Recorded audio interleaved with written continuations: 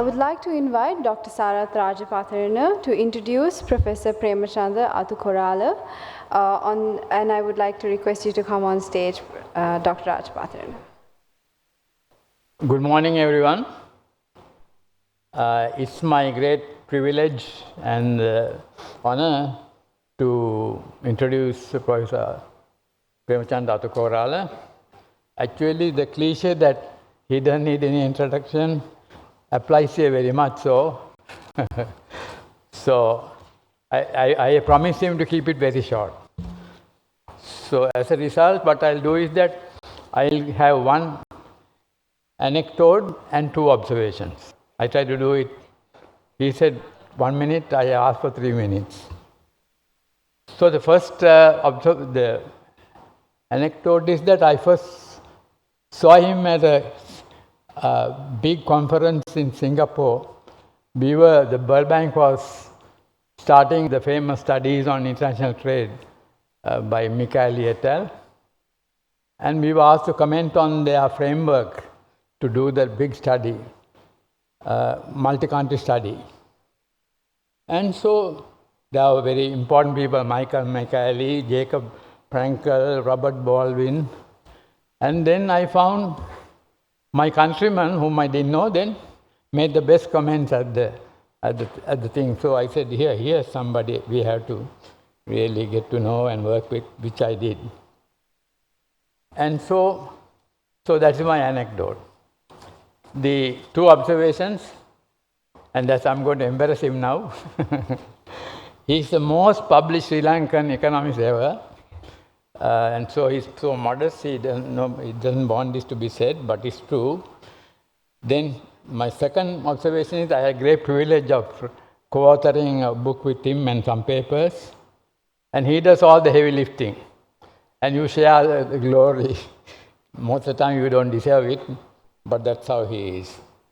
So the ANU faculty calls him Mahaguru. This is in Indonesian, not Sinhala. And he is the great teacher and very famous with his students and faculty there. So that is, I kept it short. Thank you.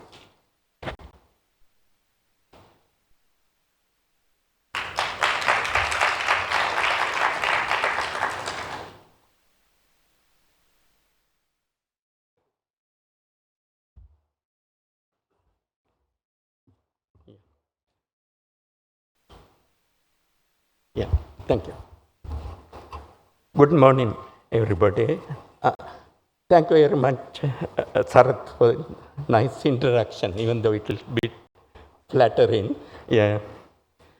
And again, I would like to thank Advocata for giving me the opportunity to make this presentation.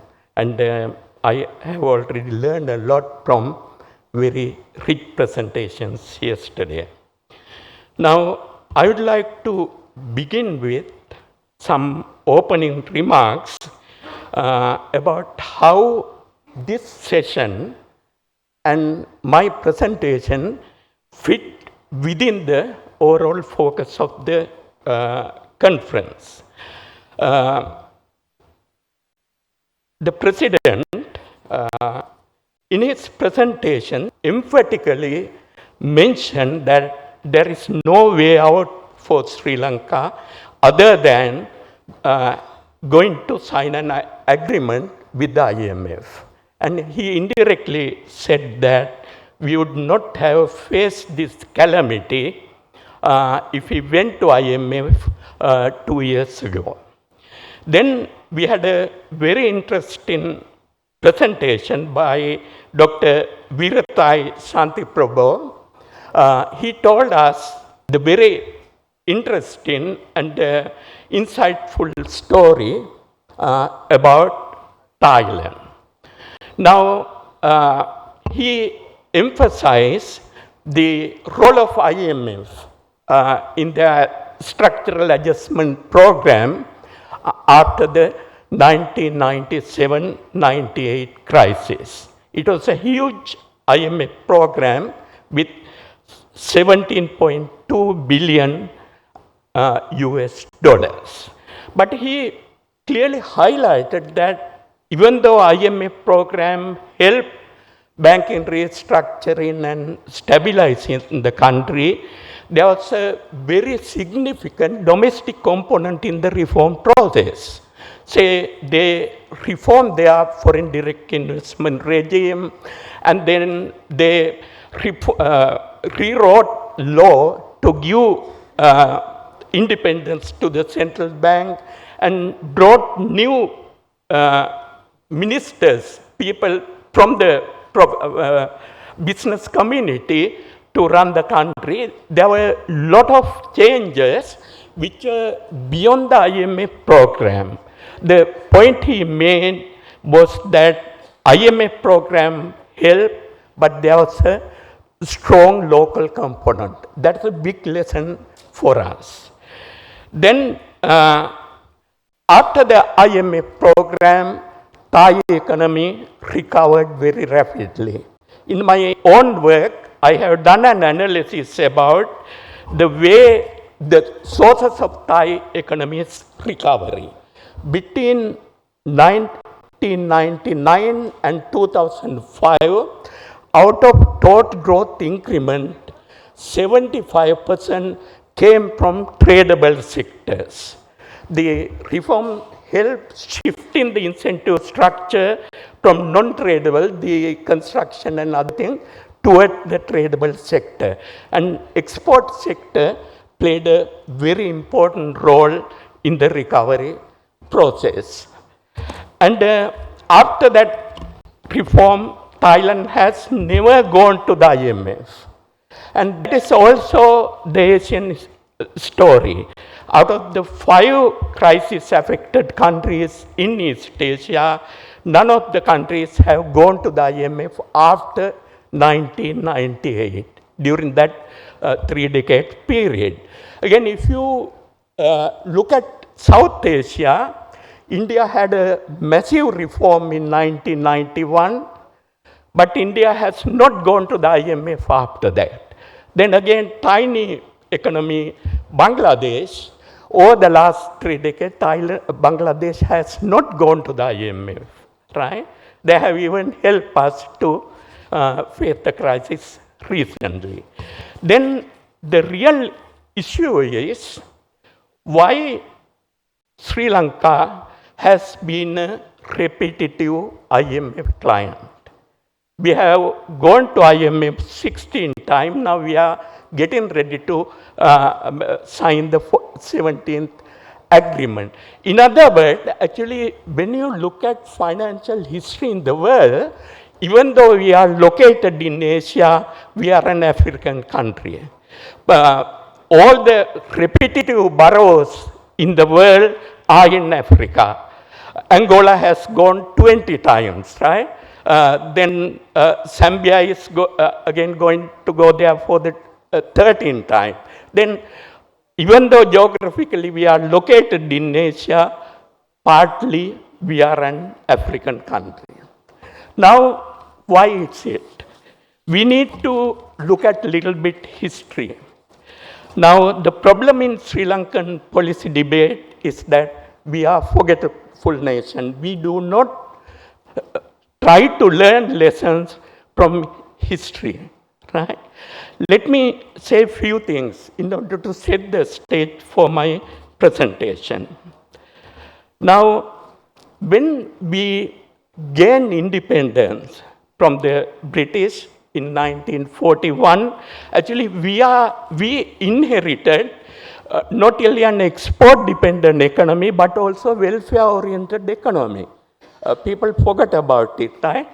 During the 3 decades leading to independence, our semi-independent government introduced a lot of welfare system.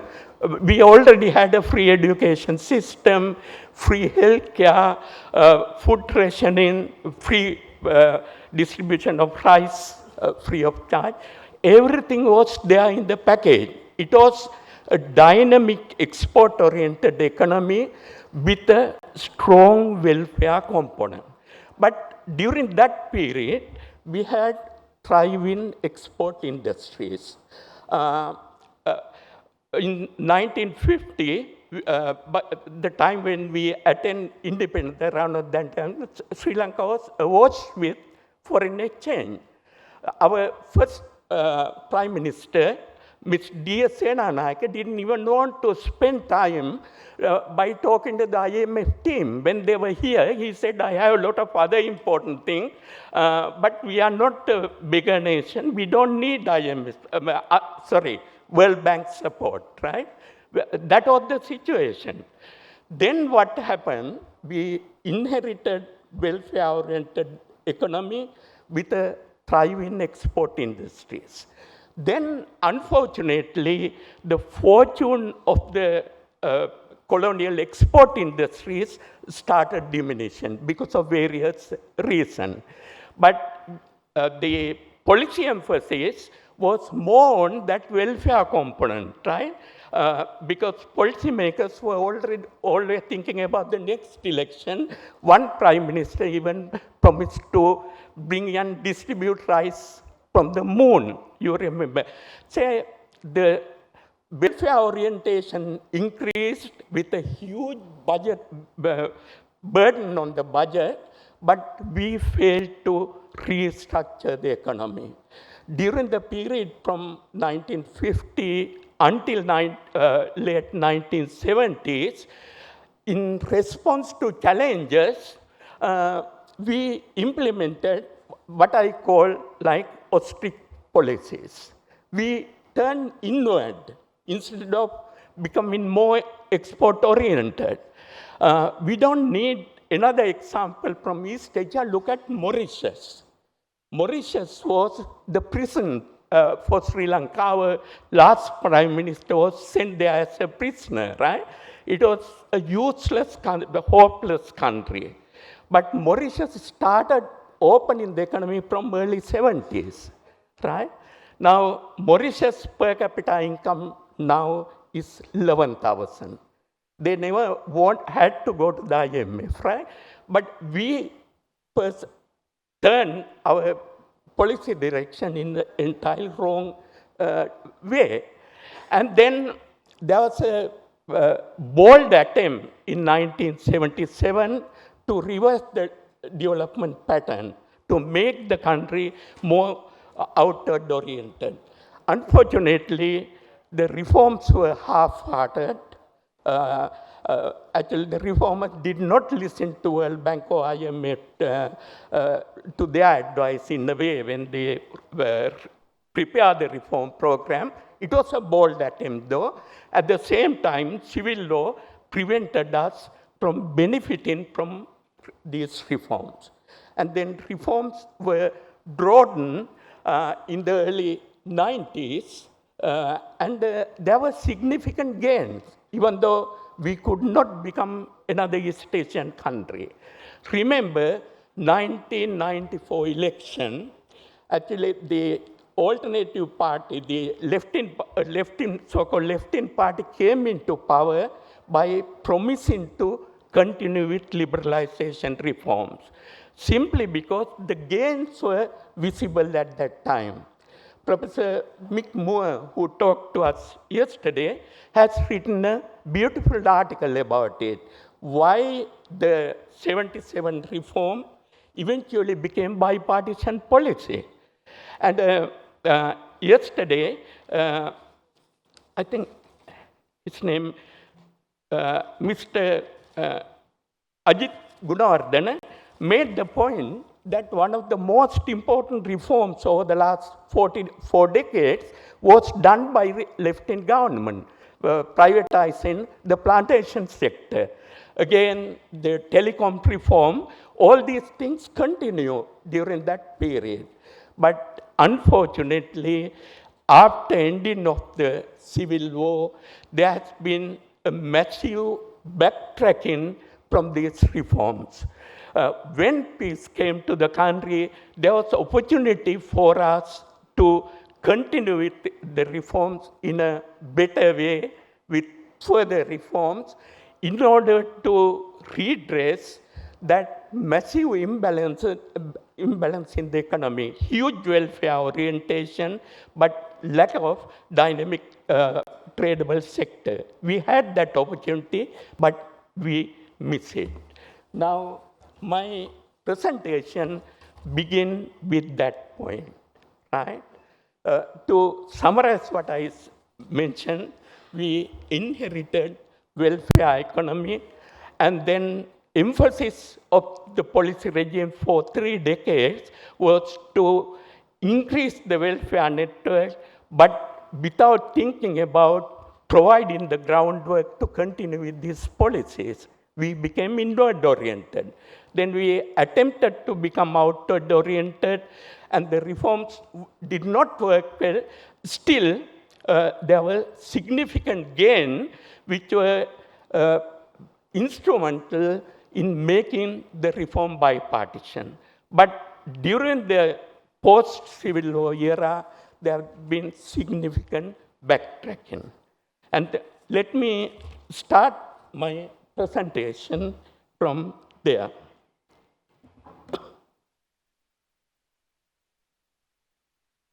I'm going to focus on 2 issues.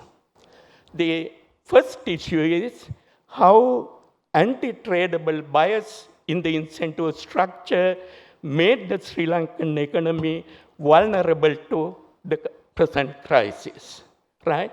Here, I think you are familiar with the term tradables.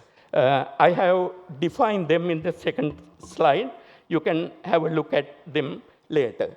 Tradables are basically actual exports as well as products which are close substitute for exports, tradables. Then we have importable.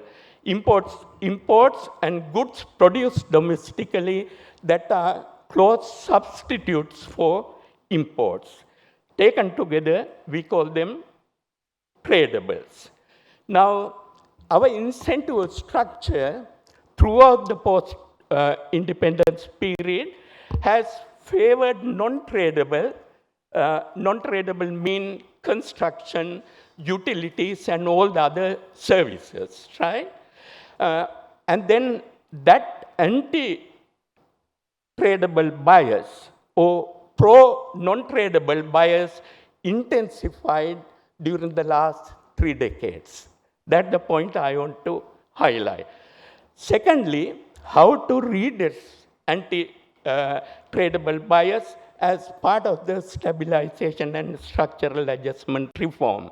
Again, Thai story, stabilization itself is not enough. We need to restructure the economy to redress the non-tradable bias. That's how Thailand did not, made the economy resilient to further crisis. That is the East Asian story as well. Now, this is the way I'm going to structure the rest of the presentation. Little bit theory in 3 paragraphs, debt crisis, premier.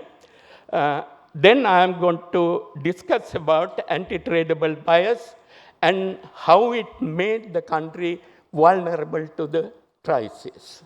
Then thirdly, I'm going to focus on policies for redressing the anti-tradable bias as part of the IMF package.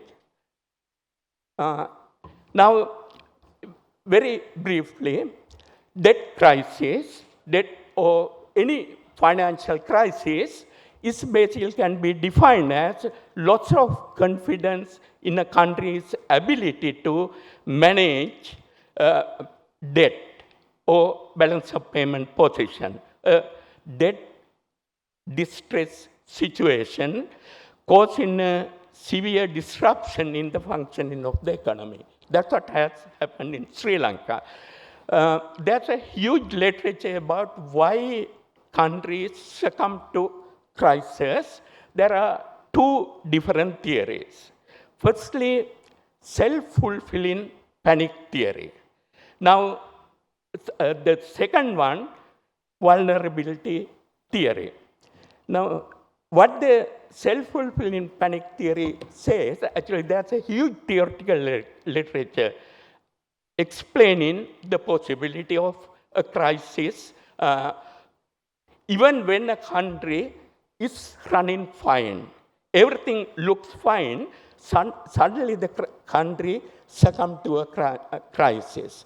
A crisis is prompted by a sporadic event. I will call it a trigger, striking both guilty and innocent countries alike.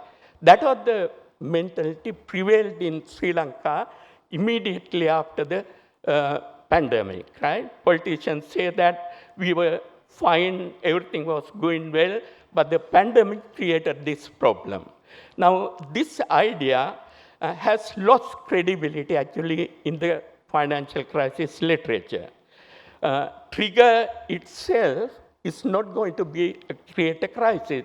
Think about the pandemic. Virus come, not everybody succumb to the virus. Some people remain agile, some people became sick with the virus, right? In East Asia, every country was affected by the virus, but only Sri Lanka became a problem country, right? Therefore, virus itself has not been a problem. Then the more relevant theory is here vulnerability theory. A debt crisis is caused by a combination of two things. Firstly, vulnerability. Secondly, trigger. Without a trigger, crisis might not happen at a given time. But it will happen someday, right? If you are vulnerable. Vulnerability is an unstable macroeconomic condition. One of the great economists in this area, he has nicely defined it. Vulnerability means that if something goes wrong, then suddenly a lot goes wrong. Think about Sri Lanka. We were vulnerable with a huge debt overhang and debt repayment obligations and so on, right? That was the vulnerable situation. Then when the trigger hit and the crisis happened, lot went wrong. Even political instability, arrogance and everything, right? Therefore, it is a combination of vulnerability and the trigger. Therefore, we need to focus on the sources of vulnerability. Now, my focus is on how non-tradable bias in the economy, which intensified during the last 2 decades, contributed to this crisis. Now, the whole story is summarized in this slide, but I am going to show some pictures to deepen the understanding related to this point. Firstly, what we had from about 2005, I will call it a debt-driven spurt in the economy, right? And then particularly after the civil law, the country started building infrastructure in a massive way by borrowing initially from China and secondly from more expensive sovereign debt issues and so on. Then the growth spurt was underpinned by a massive non-tradable bias. There was a non-tradable bias in the economy, but it intensified during that period. Then what was the outcome? It was the vulnerability to COVID-19 shock. Firstly, we had a massive debt overhang by 2019, over $50 million mostly dollar-denominated debt, right? Then by 2020, according to available estimate, our debt obligations for the coming 2 years was about $5 billion. every year we had to use foreign exchange reserves equivalent to about 5 billion for amortization of debt as well as interest payment. Then the debt service burden as the percentage of export as well as tradable production had increased massively. Then the reserves declined dramatically during that period. Therefore, the underlying source of the vulnerability, the outcome here was basically the debt-driven growth during that period. Now let us turn to some of the slides. This is Sri Lankan GDP growth rate per capita, growth rate adjusted for population growth. You can see that during the period here, I don't have a pointer here, I don't know how to. You can see that during the period from about 2004-5, we had the most rapidly growing period of the Sri Lankan economy. In 1 year, the growth rate reached beyond 9%. And during that period, people were very happy without understanding the source of growth during that period, right? It is just like the difference between a strong, normal wrestler and a sumo wrestler, right? A sumo wrestler is big, right? By feeding a lot of non-nutritious food, fattening thing, right? But the sumo wrestler does not live long. Average life expectancy is about 30 years or 40, right? Real wrestler is very strong, but he looks relatively skinny compared to a sumo wrestler. In other words, our growth during that period was similar to a sumo wrestler, basically. Now, look at the data. Now, here, total tradable production, basically using national accounts, I separated tradable production, exports and exportables, and import competing goods.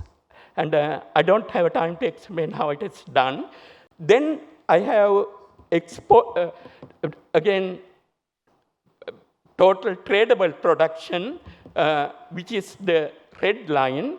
The black line is export, which is a more direct measure of tradability. Now you can see non-tradable production share, in fact, has been declining. Actually, it's a, in a way, natural process. When an economy grows, services share increase to a certain extent. But there was a dramatic turnaround from about mid-2010s, right? There had been a decline, but the decline expedited during that period, showing the production structure shifting to non-tradable activities. The export story is even more telling. You can see from about late 70s, because of the market-oriented reforms which gained impetus from the further reforms in early 90s, export to GDP ratio increased, right? I think in your writing you had highlighted this point. Yeah. Now look at what happened to that ratio. It has plummeted during this period. It declined from 20% to about 10% during that period. Therefore, the non-tradable bias in the economy during that period is very clear. Now, central bank report and many people who talk in the parliament show this picture or tell something similar. If you express total debt in the country as a percentage of GDP, actually we did not have a big problem in recent years. I remember when I gave a lecture at the planning ministry, the director who later became again, he made the point that the debt burden in Sri Lanka was much higher in the early 90s compared to recent years. But this figure, to me, is a bogus figure, simply because the denominator, GDP, had been weighted by non-tradable goods. Non-tradable goods do not help you to repay your debt, right? Therefore, to get a meaningful picture, you have to go beyond the data and do better calculations. This is my better calculations. External debt relative to tradable GDP, ignore non-tradable sector, express debt as a percentage of total tradable GDP. And then even better indicator is total debt as a percentage of export earnings. Here export earnings is both merchandise export as well as services export. Now, both indicators clearly indicate the problem. I mean, the debt dependence in the country has been historically high during this period, simply because the policy regime shifted from traded orientation to non-traded sector. Our debt burden relating to our ability to repay worsened during that period. Therefore, the story is complete here, right? And then debt service ratio accordingly had reached historical height. Then that is my part of my presentation, how the country became vulnerable to the crisis.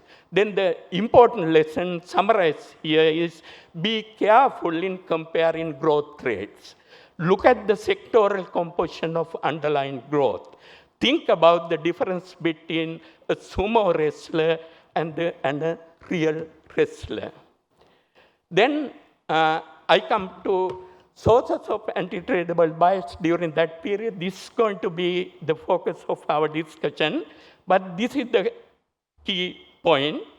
Excess focus on non-tradable sectors during that period naturally tilted the incentive structure against tradable production. It happened in any country.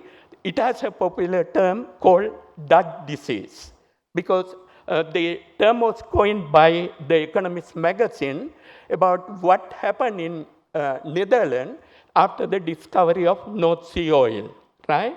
The huge amount of resources came to non-tradable sector, tradable sector shrank, right? Now, that non-tradable bias built into the system was exaggerated or compounded by three other factors during that period. Firstly, exchange rate policy.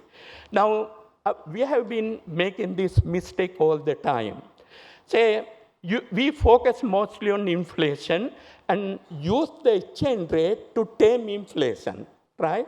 It's called, you use exchange rate, nominal exchange rate, as an inflation anchor, ignoring the fact that what is needed for avoiding anti-tradable biases, preventing appreciation of the real exchange rate, nominal exchange rate adjusted for relative prices. Look at this figure. The real exchange rate here is the black line. After the 77 reform, actually the numerical magnitude increased. That means real exchange rate appreciated, improved competitiveness of the economy. That competitiveness was not maintained during the ensuing period, simply because we intervened in the foreign exchange market to tame inflation, ignoring the importance of real exchange rate in resource allocation. That pattern intensified during the last 2 decades, right? The pump in money into non-tradable sectors, at the same time trying to keep the nominal exchange rate virtually constant in order to tame inflation. And you can see what happened here. Now, then the second point, the tariff regime became more and more distorted. Do you know, by 2000, many people expected that we are moving towards a more uniform tariff structure. There has been significant tariff cuts, but these patterns were reversed by introducing a lot of para-tariffs and other quantitative restrictions. And therefore, when the trade regime become more and more protectionist, it become anti-export virtually. It is the famous Lerner symmetry theorem. When you protect industries, and we have done it in a big way in recent years, then importers will make abnormal profit, but export or tradable sectors suffer, right? That's the second. Thirdly, policy backsliding relating to foreign direct investment. This is a very important point. I did a study for the World Bank by digging into investment records and BOI. During 2005 and 2013, about 200 export-oriented firms closed down business in this country. And at that time, people were talking about a second BOI in the other tower. When investors come, they have to go to another BOI to get approval. The approval process got distorted, 10% commission, all these things killed the foreign direct investment regime. Actually, I have talked to some Korean exporters, firms in Seoul. They say that we will have second thought about coming to Sri Lanka at that time, right? All the Korean investors left the country, not a single one, right? Then natural non-tradable bias was intensified by policy errors during that period. Now, I think I can stop here. Then the basic, can I take 2 minutes? Yeah. Reform for redressing anti-export bias. Again, Thai story. IMF is very useful in the stabilization package, right? But naturally, their mission is to achieve balance of payment stability virtually. Now, in Sri Lankan case, balance of payment deficit had closely followed the budget deficit. Therefore, that's the case in many developing countries. Therefore, IMF is going to focus mostly on fiscal consolidation. Nothing is wrong with it. Actually, that's the saying that IMF means it is mostly fiscal. IMF, right? Then why? It is natural. Sri Lanka is a twin deficit country. Our trade deficit has been mirrored in budget deficit. Therefore, we are not going to blame the IMF, right? The current account deficit is approximately identical to government budget deficit. Remember, identity does not mean causation. That's simple arithmetic, right? After the event, when you balance national accounts, budget deficit is closely related to external deficit, current account deficit. It does not necessarily imply that budget deficit caused the current account deficit. It is simply an identity, right? This is, I have explained in a slide. You can go through it later. Now, this is the story. You have current account deficit, which is the black line. The blue line is the budget deficit, right? They have gone together. Budget deficit has closely followed the current account deficit and the vice versa, the identity. But remember, in addition to that, there's a private sector deficit, which is the red line. The private sector expenditure and private sector income difference between the two. Now, private sector has managed to live above the water, naturally. I mean, there was only 1 or 2 deficit. Therefore, private sector we can't blame. It is basically the public sector. But when you compare this with Thailand or other East Asian countries, the story is very different. In these countries, saving rate has been very high. Say Thai saving rate is closer to 40% compared to our about 20 around. Therefore, even when the country is running a budget deficit, private sector has compensated for that. In all the Asian countries, that's the story. I have written a different paper on this issue. Government deficit can be tolerated if the private sector generates more saving. It has not happened in Sri Lanka. Partly non-tradable bias can be there. That's a big research issue we have to think about, right? And then IMF approach to reform, therefore, assume a tight link between the budget deficit and the balance of payment deficit. That is their mission. We can't blame them, right? But the national account identity that link budget deficit to current account deficit does not necessarily imply causation running from one to another. We have to keep that in mind.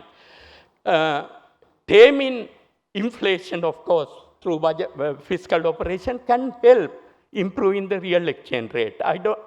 That's a fact, right? But anti-tradable bias depend on many other factors. Again, the Thai story, you rely on IMF to stabilize the economy, but take additional policy measures as the reform package to redress the anti-export bias. Therefore, in an economy where anti-export bias has underpinned vulnerability to the crisis by building up a massive debt overhang, like Sri Lanka, it is necessary to combine expenditure reduction policy, that is the IMF package, high interest rate, and taxation and other things. You need to combine them with expenditure switching policies, changing the incentive structure towards tradable sector. Again, one should not make the mistake that we should talk only about exports. Import competing industries are equally important, but you have to promote them, unlike Sri Lankan situation now, imposing quotas and other things in a competitive market context. I am talking about tradables here. Then just go back to that slide 15. We need to reverse all these 3 areas. Never use exchange rate, nominal exchange rate, only to tame inflation, but focus more on real exchange rate, because real exchange rate is the key determinant of tradable production in an economy. Therefore, some people like Rudiger Dornbusch, he argued that we should learn to live with at least some inflation, but focus more on avoiding real exchange rate appreciation. This is a very important point for Sri Lanka. Then if I had time, I compared Sri Lanka's own experience under IMF program with that of other countries. We went to IMF 16 times. Out of them, 12 times we went there because of balance of payment problem. Then central bank knew how to tweak data, right? Then you can postpone investment projects or introduce temporary tariff increases and satisfy IMF, right? Then if you achieve that target, then you get money. Then when you study these 16 program, what we see is that we completed about 7 of them, and tweaking had played a very big role, right? You postpone investment at the expenses of long-term growth and various things and satisfy the IMF. But this time, it has to be different. We need to combine stabilization with the reform I discussed. Let us hope this trip to Washington, D.C. is going to be the 17th and the last trip. And no more IMF visits, just like Thailand. But to achieve that objective, we need to redress anti-export bias, which had been the culprit throughout in our problem. I'll stop at that.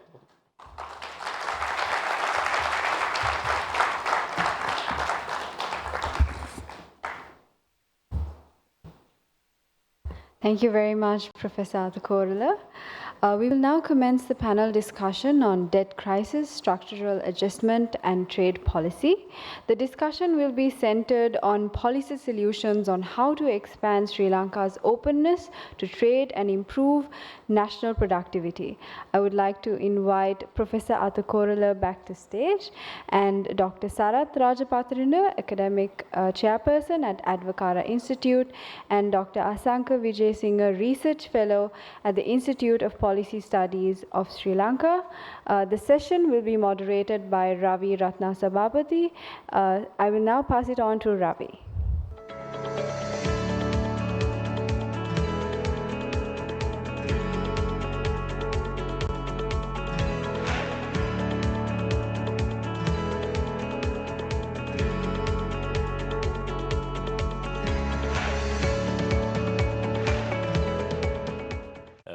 Good morning. I'd like to start by inviting our two other panelists to make a few opening remarks before getting into the discussion. Can I invite Dr. Rajapatirana to make a few remarks?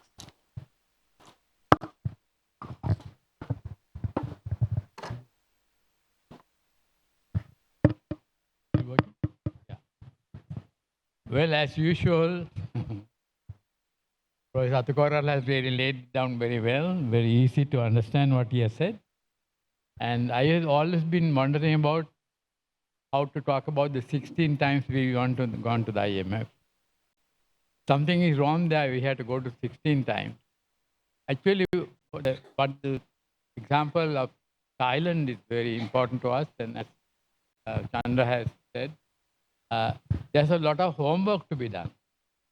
And I have had the privilege to deal with the IMF times. We sit around the table and discuss the problem and see how to approach it. And as Professor Athukorala said, it's sort of they look at one side. They are professional people. I enjoy working with them. But we have to look at our side. We have to do the heavy work ourselves rather than run into the IMF each time. Actually, there are countries, as he showed, that there are countries that exist very well, do very well, are very prosperous, without ever going to the IMF.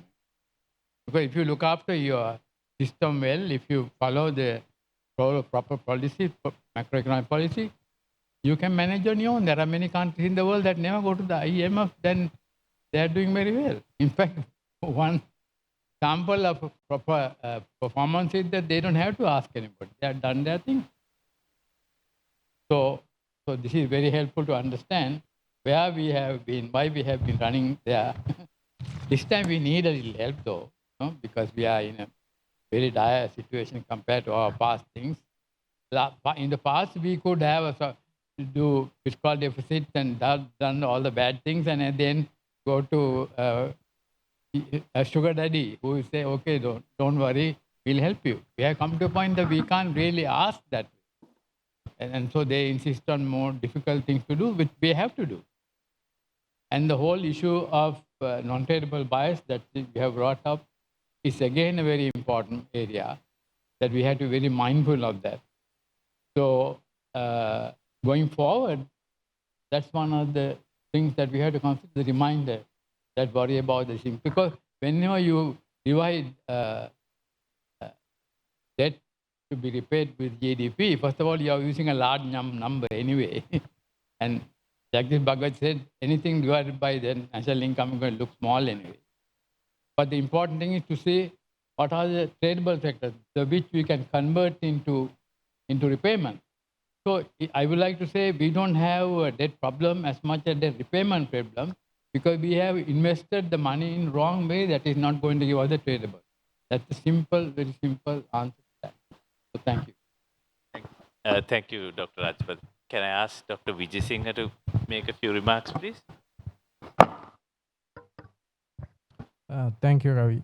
So Sri Lanka is facing the need for policy reforms under very bad domestic and global economic conditions. The domestic conditions, Professor Athukorala explained in detail. Globally, we are facing a kind of a globalization trend. We saw that after Brexit and election of Trump, and with the COVID, people are talking about reshoring, and our export markets are talking about strategic autonomy, and US is focusing on supply chain realignment, and the World Bank is worrying about stagflation in global economic perspective of 2022. They have a separate chapter for stagflation. So Sri Lanka needs to go for ambitious policy reforms, especially trade reforms, under these unfavorable circumstances. And the recent policy changes have created a situation that further impede the structural transformation. You can see some sort of movement of labor force from industrial sector to the agricultural sector. If you look at the labor force survey data in 2021 Q1 and Q2, the policies, especially trade policies, are favoring domestic agricultural production. So the policymakers' burden is to remove these or phasing out these gradually. But the problem is 25% of the population is in the labor force is in the agricultural sector. There can be huge political backlash for these kind of reforms. So when I answer your question, we will discuss what we can do, Sri Lanka can do to go for ambitious policy reforms. Thank you. Thank you, Asanka.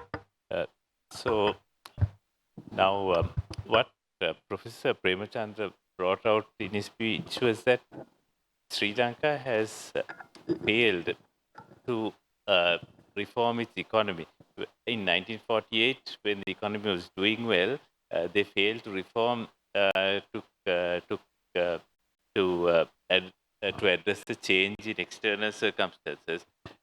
The IMF programs of the 16, only 7 were completed, which means again you did not go through the reforms properly. The other point you mentioned was that even where reforms may have been done, there may have been a certain manipulation of some of the numbers to try to meet the necessary targets. So the reforms that have been done have never been, I think the message is that they were never deep enough, and never followed through properly. We've talked about the reforms in abstraction, but could we sort of specify, Professor, what this would mean in actual policy steps, the types of reforms that we would need most urgently? Right. Yeah. Yes, I think. Yeah. Thank you very much, Kavin. Before answering the question, could I make 2 points related to Sarath? The point Sarath made that not only we need to generate surpluses, but we need to convert them into repayment. That is a very important point. Actually, I miss it. That's why we need export orientation, right? Say, the simple reason, actually, a lot of people here, I think earlier in the policy debate, people misinterpreted new monetary theory. Right? Stephen Kelton, the lady who promoted monetary theory, in her book, in the first paragraph, he clearly say that my theory is for countries which has international monetary autonomy. What do you mean by international monetary autonomy? The ability to get debts, credit in your own currency. Australia borrow in sovereign bond markets, but all the Australian bonds are denominated in Australian dollars. There's no problem. I mean, you can create money and pay. But a tiny country like Sri Lanka, our international monetary autonomy is nil, right? We borrow everything in foreign currency. We have to pay them in foreign currency. Therefore, when we talk about redressing our non-tradable buyers, we have to give more emphasis to export sector, because export sector help you to earn foreign exchange, right? Even if you create a massive budget surplus following IMF advice, it's not going to help. Simply because we can't convert rupees into dollars if you don't have that capability. That's a very important point. Agriculture story is important, but we should not forget that poverty or unemployment cannot be resolved in the agricultural sector. Young people, they want to come into the modern sector, right? Therefore, agricultural development is important. But again, now one of the most important development in world agriculture is shifting agricultural production towards ready-to-eat food products, processed food. These industries are export-oriented. Perhaps we might say, look at Thailand. Out of your total exports, 35% is processed food. Closer to 35, according to my calculation. But they are agriculture-based, but they are export-oriented. One of the biggest chicken meat exporter, shrimp exporter, and all that. Say, our agriculture focus has been focused on a single product. At one stage in the late 70s, there were 20 agricultural researchers in Gannoru. Only one was focusing on non-paddy product. This guy was considered as an outlier. Everybody considered paddy experiments are the way to go.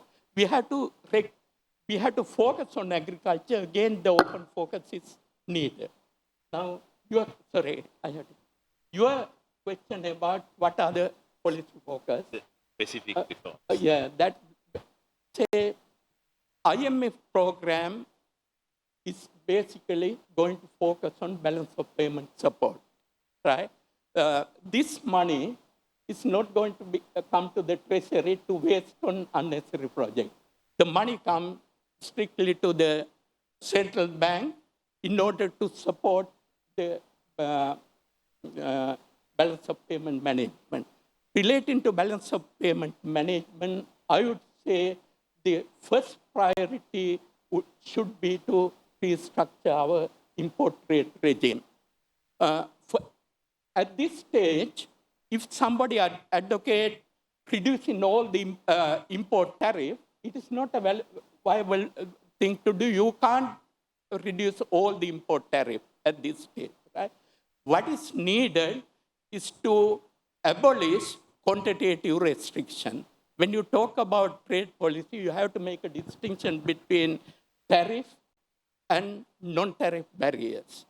Tariff does not sever the link between world economy and the country.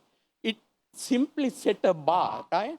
The goods you import would be relatively more expensive in a given country, but beyond that bar, you can import any amount.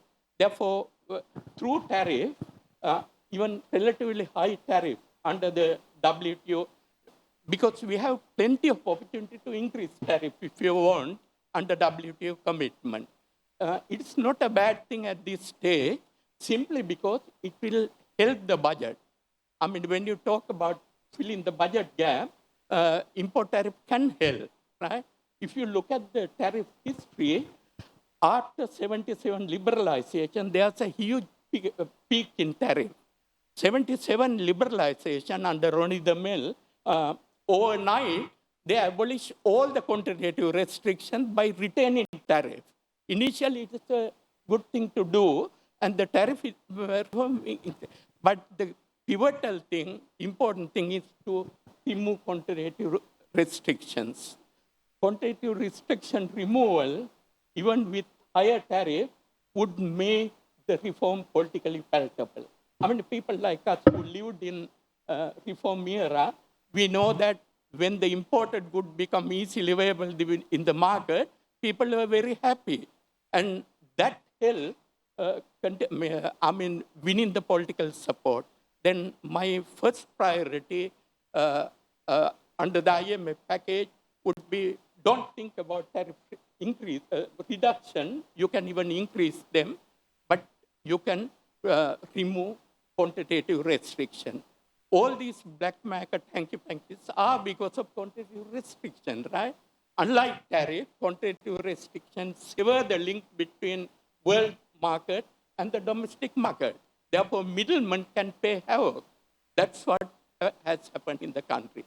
Relating to tariff, the second point I make is that we need to think about moving towards a uniform tariff structure. There is ample evidence. I have studied the Chilean experience clearly. During the IND time, tariff rates were about 200%, right? Then under Pinochet regime, they had visionary advisors like Victoria Cobb, our friend, and then they advised reducing the tariff. Eventually, Chile achieved the first uniform tariff structure in the world. What is the outcome? There are two important outcomes. Firstly, you won't believe tariff revenue increase. Tariff revenue did not decline. I mean, the custom officers don't have the ability to manipulate. If the tariff are uniform, tariff revenue increase, that's a well-known paper in American Economic Review, point in there. Secondly, the efficiency of the administration increased more than 10 times, right? All the delays happen because of this cascading tariff structure. They can shift from one to another and bribe people and all that when you have a cascading. The 2 points I make is that with the IMF support, then we need to move from quantitative restrictions to tariff system. Don't think about reducing tariff at one end, but later on, gradually remove tariff, reform tariff to achieve uniform structure. Then the second point I want to make is the exchange rate policy. All of you know the fixing the exchange rate was a mistake, and the floating was also equally mistaken policies in this context. The floating is important, but think about the context where there are massive quantitative restrictions and travel restrictions and various things, and therefore thrive in black market. Black market is not only in Colombo, even in Canberra there's a black market. Students buy dollars at about 300 rupees per dollar, Australian dollar, right? It's a huge problem. In that context, if you float the currency, what happens? It's a boundless pit. Actually, the current exchange rate policy, with the new central bank government introduced, it is called target zone policy. It's a correct thing, actually. Under the target zone, they get the information from the foreign exchange market, then they allow the currency to determine in the middle rank, allowing for a brand. That's fine. But when the liberalization, import liberalization occur, perhaps you can move towards the floating regime and then come up with a managed floating regime. Right? Then market equilibrium level, maintain it, and the central bank intervene in the foreign exchange market to remove excess volatility. Those are the two things I can think about. Then, of course, the tariff regime and welfare policies are important. One of the biggest mistakes I have seen in policy announcement is that policymakers talk about tariff, tax increases and expenditure cut before talking about the welfare reform.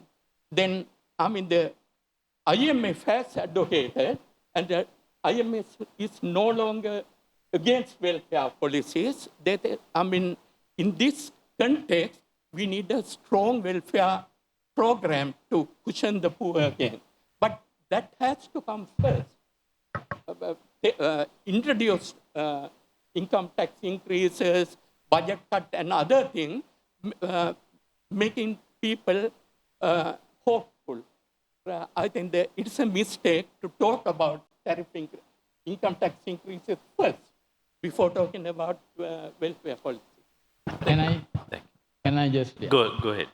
2 points. That is that I am not by nature, I'm not really disposed towards imposing tariffs or raising them, period. Because there are other ways of doing it. What you said is absolutely true. No, temporary. Yeah, right. But temporary is also, you create a group that is interested in that, and so they lobby against it when you do it. But I know that we need special circumstances now because we are here. That I agree. But I think agriculture is a very difficult thing to understand because a simple number that about 27% of our population is involved in agriculture, but their contribution to GDP is about 7%. So this is not a very efficient system. Yeah, partly because people don't want to remain in culture. It doesn't bring them enough.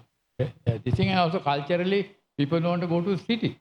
And there's a lot of good literature about why you're moving from the city. You have the probability of getting a job is one variable. Other is the difference between the wages in the rural and urban sector. Very good work done on that area. So I think we have to look at agriculture that way. And some of the rules that to do with paddy is quite backward.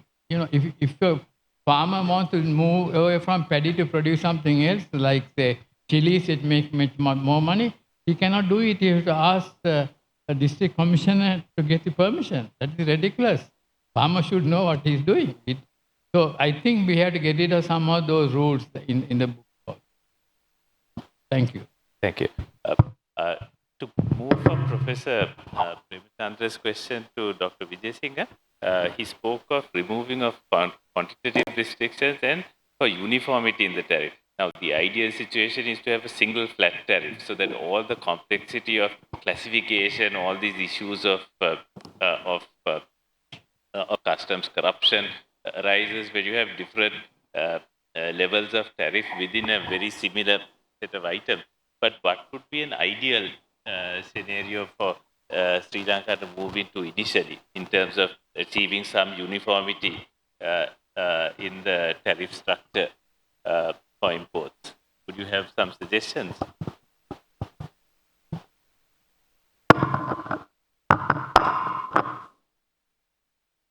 Thanks, Ravi. Yes, there were a lot of tariff changes recently, especially after this COVID-19 impact. We can see about 37% of imports by 2017 values are under quantitative import controls. There are various forms like import control licenses, temporary suspensions, import bans. When you look at the pattern, I identified 7 waves after April. The first waves, the policymaker first targeted non-sophisticated food items. because sophisticated items cannot be substituted in Sri Lanka. Our comparative advantage does not lie in that. We can see 65% of food under import controls now. 55% of consumption goods are under import controls now. Intermediate goods, 30%. Capital goods, 28%. This tariff structure was introduced after 2020 April. 89% of food imports are under quantitative and price control. There are SELs, for example, yogurt, it is about 2,000 rupees per kilogram, like that. So the challenge is how to remove these tariffs, opening up the economy. But we know the government, as a country, Sri Lanka has no ability to trade freely because of this foreign exchange crisis. And my point about this agriculture was due to, I think this is due to these high food prices and the industrial sector contraction. People are moving back to agricultural sector. We need to reverse that if we are looking for ambitious structural programs. My understanding is maybe by around next year's July, Sri Lanka should target to remove this protection given to domestic industries, because the domestic industries, they don't have the comparative advantage in most of these goods. The final outcome is the foreign exchange, the growth of foreign exchange inflow is lower than the foreign exchange outflow, because these substitutions are import intensive. Most of the substitutions should import raw materials from the other countries. Thanks. Professor Premachandra, there are a couple of misapprehensions about export orientation that I'd like you to clear. One is that everybody seems to want to promote exports, but at the same time they want to protect the local market. The two are incompatible. If you could perhaps explain why. And what we've seen over the last couple of years is that the import restrictions, by restricting competition, it has been extremely good for businesses. Some businesses have reported record profits the last 2 years.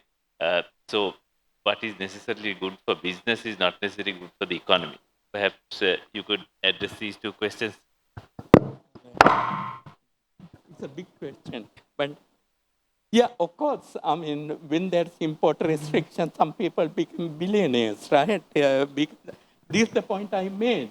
When there's quantitative restrictions, or when there are import restrictions, they can. The people who can import, they can get huge profit who produce for domestic market. That is true. But here we are talking about tradable production, export-oriented production, as well as competitive import competing production. We can take lessons even from Sri Lanka, right? After 77, some of the industries which are producing shoddy goods. So one example is biscuit industry, right? Then they had to face competition. The quality of biscuits has improved in Sri Lanka, and they have become export-oriented industries, right? Under the competitive conditions, there are some manufacturers who can become export-oriented as well as producing for the domestic market, right? That type of import substitution is very important. Can I tell you a little bit about the virtues of export orientation? Now, let me take a recent example. Look at disaggregated export earnings data in Sri Lanka. Tourist earnings plummeted, right, from about 5 billion virtually to a few millions, decline later that. Remittances plummeted from about 6 billion to about 3 billion, and most of the remittances go to black market. Look at merchandise export. I have spoken to some firms as well. Our merchandise export has increased. Over the last 6 months, growth rate of total merchandise export over the previous year period is about 10%. Why? Simply because export-oriented producers are not constrained by availability of input. Last night I talked to the central bank governor. What he says is that all the export-oriented firms, they earn foreign exchange, therefore they can meet their import requirement automatically, right? Therefore, that's the virtue of export orientation. These export-oriented firms are insulated from even the current crisis. Now, compare that situation with early 70s.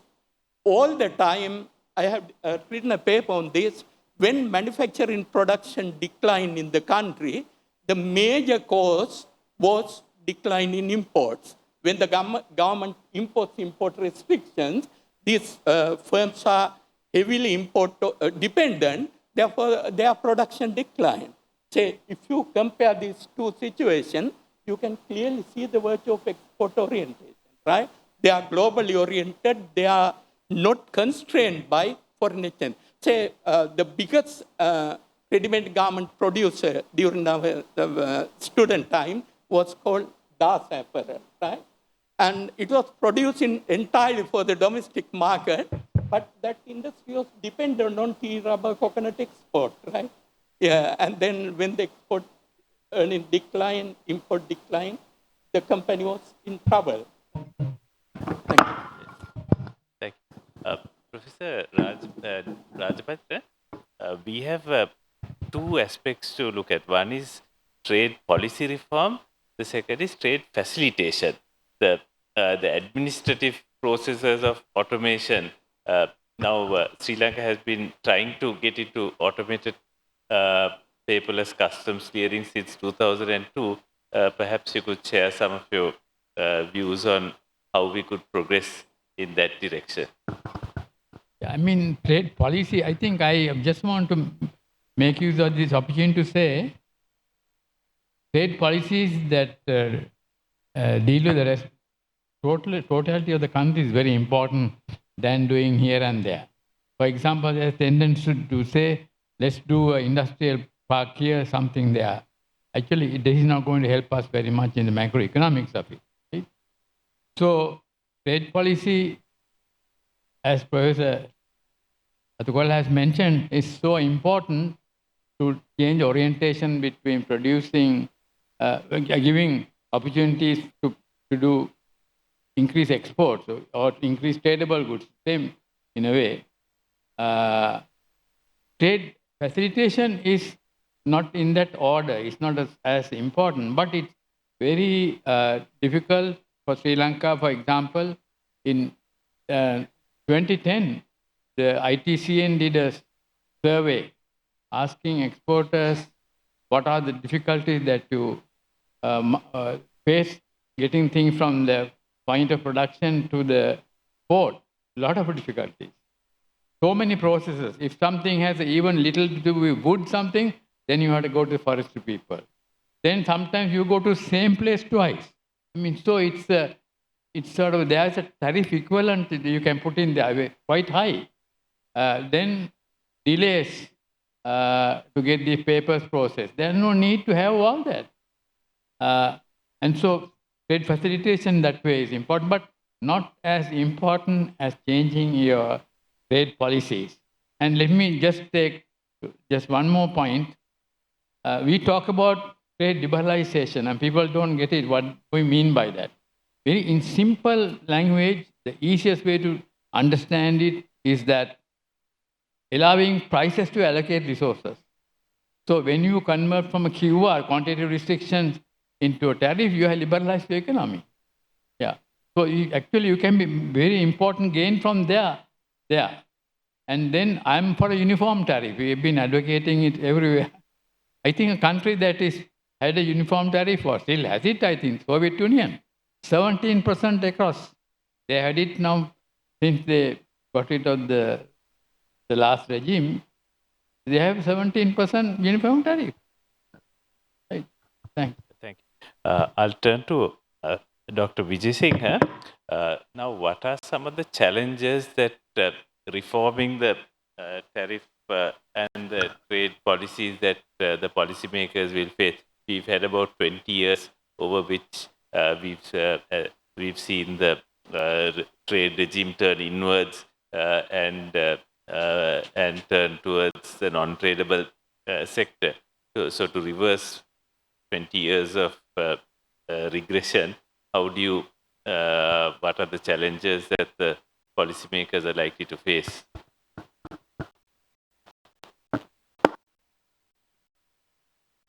Well, in economic theory, we know that we can mathematically prove this welfare increasing, but the Prestorian question is why there are this protection always. The answer is the trade policy is designed by the policymakers, and their objective is not always increasing the national economy. They have an integral part in their objective function to be elected or to be re-elected to maximize their political support. This is the famous Grossman and Helpman protection for sale kind of literature. Then with 25% of population in this unproductive agricultural sector, the politicians will face a political challenge in opening up the economy in a significant way. And also these exacerbated revenue concerns will challenge policymakers to keep these tariff on imports. Further increase in the domestic prices, it will be an incentive for the domestic agricultural producers not to leave the sector, for the move into that sector. And the low job creation in the industrial sector, if there will be a kind of a recession. We are in a recession, we can see in the import data, the last month we are talking about a surplus, but the imports of base metals and some intermediates, they have contracted. That shows that our domestic production is lowering or contracting. So these are the challenges for the policymaker, especially they will be keen about the welfare impact, especially the rural sector, due to political concerns. One option is to effectively reverse the myopic policies which killed the agricultural productivity, like reintroducing this fertilizer. I'm a bit of supportive of a fertilizer subsidy at this point because of the food security and the other productivity concerns. But for not in the long run, like the fertilizer subsidy we used to have, a blanket fertilizer subsidy, but some sort of subsidy to improve the productivity and reduce the food prices domestically, so to discourage the demand for higher wages, kill the inflation, and also avoid a reverse migration from the industrial sector to agricultural sector. And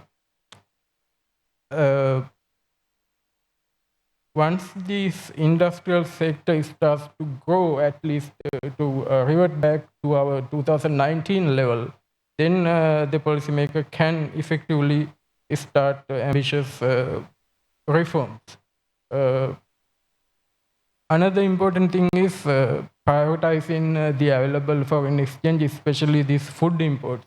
As I said, 89% of food imports are under import controls. Imported foods are really important for the urban and suburban population, especially the poor urban and suburban population. I, in a recent paper, found that the food poor people in urban sector and altogether the food poor people, they incorporate more imported calories to be cost efficient. So with these current SCLs and the higher autarkic price, their cost efficiency of calorie consumption goes down. These needs to be reversed, prioritizing food imports and possible removal of these high tariffs on black gram, green gram, and there are import controls that discourages imports of milk powder, wheat. These are very important calorie sources of the estate sector and urban sector poor households. Thank you. Thank you. We have a few minutes for a couple of questions. Do we have any questions from the audience? A mic can be passed to you if you have some questions.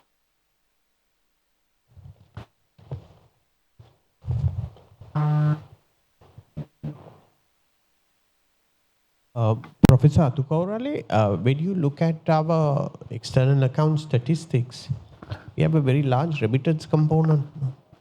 So when you look at our external debt and you look at debt to export sector, when you consider how large our remittances are, should you also be looking at current account receipts rather than only exports? Because a lot of this debt service was predicated on these large remittance inflows. My question is, should you be including that in your statistics when you look at Sri Lanka? Remittances? Yes. Yeah. Actually, when I calculate... Use the mic. Use the mic. Yeah, sorry. When I calculated the debt servicing ratio, actually, I have not included remittances. I think it's worth having an alternative. But related to remittances, could I make one important point? It seems that in our policy debate, there's a huge emphasis on remittances, right? Actually, not related to data issue, but it is good that our workers go overseas and send money home as a temporary thing. But I really don't think we should don't think that we should focus labor exporting as a long-term strategy. I think it is a shame to the country. If you look at Thailand was a labor exporter. Thai workers went to Korea, Middle East to work until mid-80s. Now, Thailand is a net labor importer. I mean, Thailand create jobs, they are local. That should be our focus. Think about Japan. In the Indo period, Japan was a labor exporting country. These people who went to Latin America, they were called Nikkeian. Even the Prime Minister of Peru was a Japanese one, right? Now, Japan is a labor scarce country. People come to the country.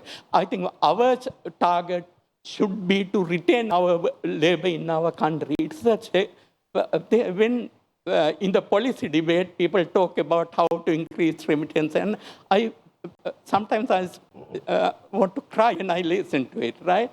This country with this much of potential should generate jobs for our people within our borders. It is good to depend on remittances for the time, right? Every country in the region, Thailand, Malaysia, all these countries, even Vietnam, they were labor exporters. But now they are labor importers. Another story that comes to mind, we had this conference to commemorate the 50th or 25th anniversary of Central Bank. John Williamson, one of the prominent economists, and he died recently. He looked at what is happening in Sri Lanka in the early 90s. lot of foreign investors were coming into the country, and Martin Trust, the father of our apparel industry, he had created 15 companies, right? John Williamson said that if this trend continue, in 5 years' time, Sri Lanka will be importing workers, right? We lost those opportunities. My message is that good to rely on remittance for the time being. It's a shame to talk about labor exporting as a national development strategy. Thank you. Thank you.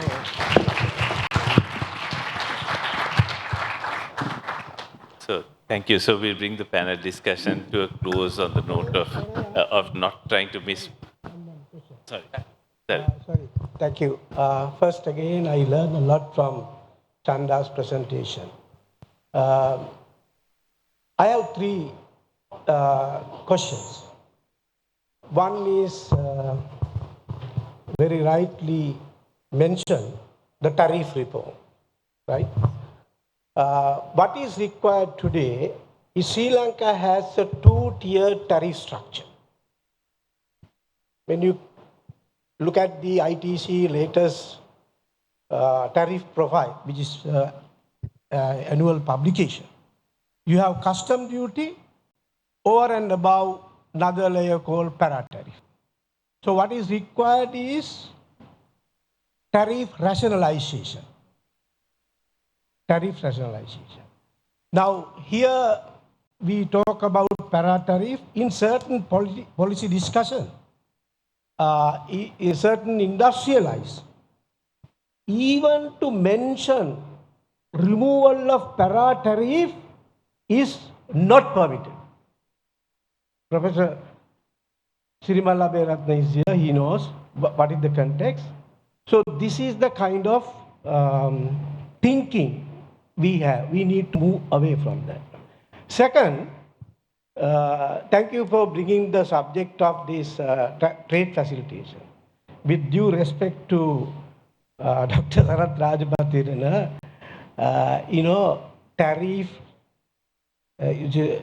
trade facilitation is equally important like the trade reform. Why? The multiple benefits of the trade facilitation is well discussed globally in the WTO, right? Why I am saying is Sri Lanka now signed up to the trade facilitation agreement. Now it is implemented in 2017. I recently visited the WTO website, how the other countries have committed undertaking the tariff trade facilitation commitment. Here I have a table, Thailand. Under the WTO trade facilitation agreement, there are three sets of categories, category A, category B, and category C. I'm not going to go into detail. Category A means with immediate effect, you undertake commitment. There are 36 measures. Thailand has undertaken 91% of the 36 measures committed to implement. Country like Cambodia, 82%. And Sri Lanka, 29%. Much lower. And bulk of our commitment are now categorized under what we call the category C level. That means you acquire capacity and implement. My question is to this audience, why Sri Lanka cannot commit more firm commitment implementing these? This give the multiple benefits of the trade facilitation is well known. This give very positive signal to the foreign direct investors. This fact has to be mentioned. The other one is this, I agree with Professor Chandra, what he said, Chandra said, the tariff is important, it's a price-based measures. But in 2019, we had the number of tariff lines 1,400 under import restriction. Now this has jumped to 2,428. But with the recent removal of 600 items is now much less. Now what is required here to highlight is 90% of imports are concentrated on 709 tariff lines.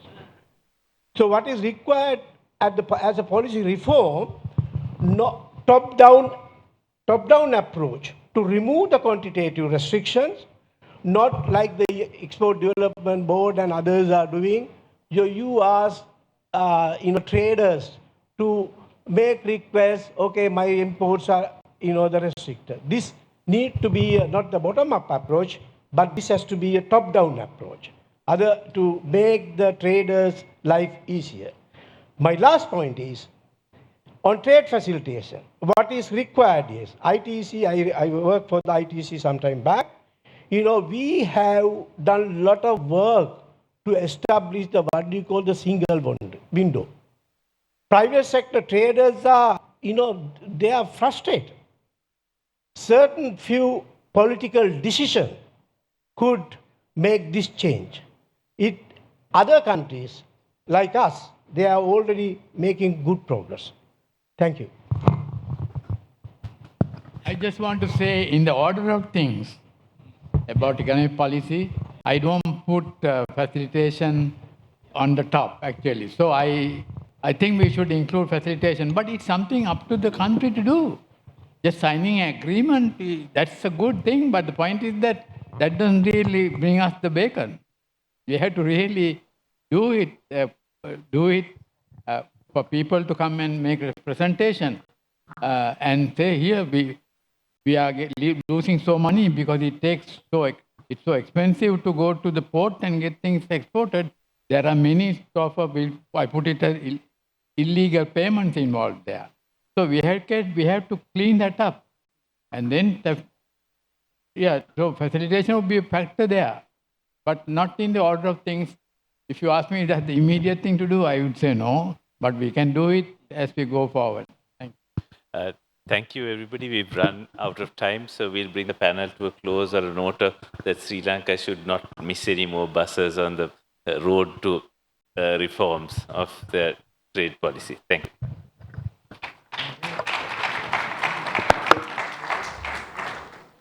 Thank you, Professor Athukorala, Dr. Rajapatirana, Dr. Wijesinghe and Mr. Rathnasapabathy.